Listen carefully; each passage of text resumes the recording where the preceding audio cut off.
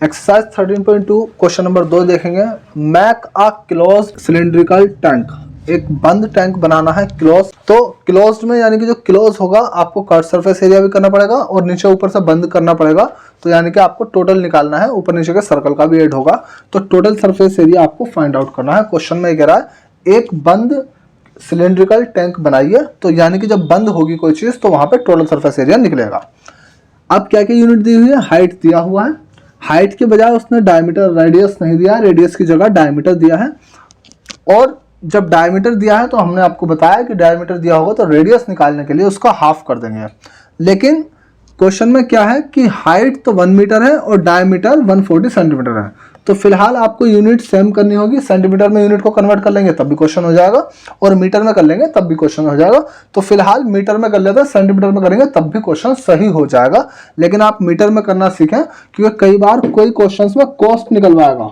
Cost 12 रुपये प्रति पर 2 मीटर स्क्वायर। तो इस तरह जब भी कॉस्ट देगा तो वो मीटर में बात करेगा, कॉस्ट देगा। इसलिए आदत ये डालें कि क्वेश्चन को मीटर में ही सोल्व करना सीखें, क्योंकि बाद में जब एरिया निकालेंगे तो सेंटीमीटर से मीटर जाने में डिफिकल्ट होगा।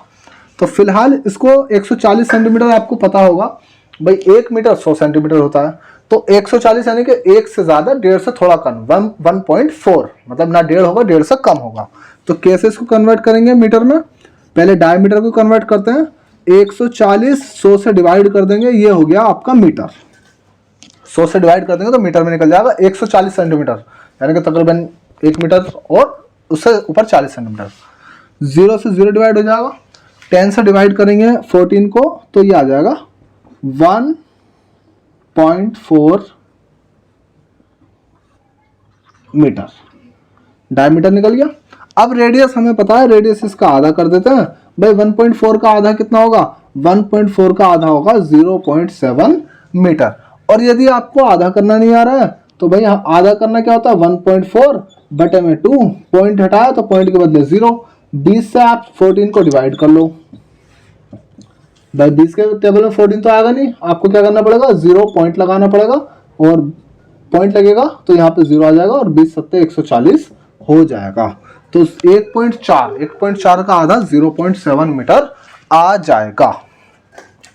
और अगर नहीं कर पा रहे हैं तो इसको 1.4 अपॉन में 2 इस तरह रख के भी आप क्वेश्चन को सोल्व करते जाएंगे तो भी हो जाएगा। पॉइंट हटेगा, बटे में 20 आ जाएगा। इस तरह 14 अपॉन में 20 भी यूज करेंगे तो भी क्वेश्चन हो जाएगा। अब क्या कहा है भाई, total surface area of cylinder, यानी कि सिलेंडर बनाने के लिए आपको कितने एरिया की जरूरत पड़ेगी। एग्जाम में याद रखेंगे, अगर यदि वो कहता है कि भाई किसी चीज को पेंट करना है, किसी चीज को पेंट करना है, या फिर कोई चीज बनानी है किसी शीट से, पेपर से या शीट से या वुड से, लकड़ी से, भाई आपको कोई बॉक्स बनाना है लकड़ी से तो कितना एरिया लगेगा भाई, 2 साइडों में अगर प्लाई वगैरह लगेगी चारों तरफ। तो जब भी कोई चीज बनानी होगी शीट से, वुड से, पेपर से, कौन बनाना है, पेपर की सहायता से, जब भी कोई चीज बनानी होगी तो वहां पे आपको सरफेस एरिया निकालना पड़ेगा। यदि बंद है तो टोटल निकाल देंगे और बंद नहीं है तो होलो है, खोखला है, तो फिर वहां पे आप सिर्फ कर्व सरफेस एरिया या लेटरल सरफेस एरिया निकाल देंगे साइडों का, जो कि फॉर्मूला आपके पास मौजूद है। तो अभी फिलहाल क्लोज निकालना है तो यानी कि टोटल सरफेस एरिया निकालना होगा और टोटल सरफेस एरिया का जो फॉर्मूला होता है वही हम यूज कर लेंगे। अब डायरेक्ट बार बार तो लिखेंगे नहीं, 2 पाई r ब्रैकेट में h प्लस r। इस क्वेश्चन में सारी वैल्यूज को हम यहाँ पे रख देंगे और आंसर आ जाएगा। चाहे r को आप 0.7 रख लें या 14 अपॉन में 20 रख लें, दोनों तरीके से क्वेश्चन हो जाएगा। याद रखने वाली ये बात है, एक बार क्वेश्चन में ये जरूर देख लीजिएगा कि पाई की वैल्यू क्या दी हुई है। पाई की वैल्यू कई बार कुछ नहीं कहेगा तो 22/7 रखनी है, और कई बार क्वेश्चन में यदि ऐसे बोल देता है 3.14 जो 7 से डिवाइड नहीं हो रही होगी तो वहां पे 3.14 वैल्यू बोल देगा। जो क्वेश्चन में वैल्यू कहेगा वो आपको पाई की वैल्यू रखनी है। तो इस क्वेश्चन को अब आप यहां से कर सकते हैं। इस क्वेश्चन को आगे देखेंगे तो कैसे होगा, वैल्यूज रखेंगे। 2 आ जाएगा, पाई की वैल्यू 22/7, रेडियस हमारा 0.7 है, हाइट 1 मीटर है और रेडियस 0.7 है। पॉइंट हटेगा, बटे में 10 आ जाएगा। 7 1 7, 7 1 7, 22 दूनी 44 और नीचे है 10 और 1 में 0.7 को ऐड करेंगे भाई 1 में, यानी कि 1.0 में 0.7 को ऐड करेंगे तो 1.7 हमारा आ जाएगा। जो डिवाइड हो रहा है डिवाइड कर सकते हैं या फिर मल्टीप्लाई भी कर सकते हैं। पॉइंट हटेगा बटे में 10 आ जाएगा। तो 44 की गुणा 17 में होगी, वही अभी जो हमने पहले करी थी।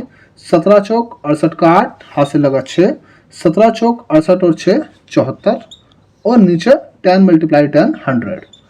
अब आपका लेवल थोड़ा ठीक है तो आपको पता होगा 100 से डिवाइड करने पे भाई पॉइंट हटा, पॉइंट के बटे में 10 आया, 22 दूनी 44 ऐसा का सही 10 ये रहा, 1 और 0.7 को ऐड किया 1.7 आ गया बटे में। अब ये पॉइंट हटा तो बटे में 10 आ गया। 17 की 44 में गुणा करी 748 आ गया, 10 की 10 में मल्टीप्लाई करी 100 आ गया। अगर आपका लेवल सही है तो 100 से आप डायरेक्ट लिख सकते हैं कि भाई 1 के बदले तो आप पॉइंट लगा सकते हैं और 2 अंकों के बदले 0, या फिर आप जो है बिल्कुल अगर लेवल डाउन है तो 100 से आप 748 को डिवाइड भी करेंगे, 100 7 700 आ जाएगा। और अब इससे आगे नहीं हो सकता, पॉइंट लगेगा 0 और ये 400 आएगा, फिर 80 है 0 लगेगा और इस तरह से 7.48 मीटर स्क्वायर हमारा एरिया आ जाएगा आंसर में। समझ में आया? तो देख लेंगे, बस वैल्यू से थोड़ा सा कैलकुलेशन का खेल है।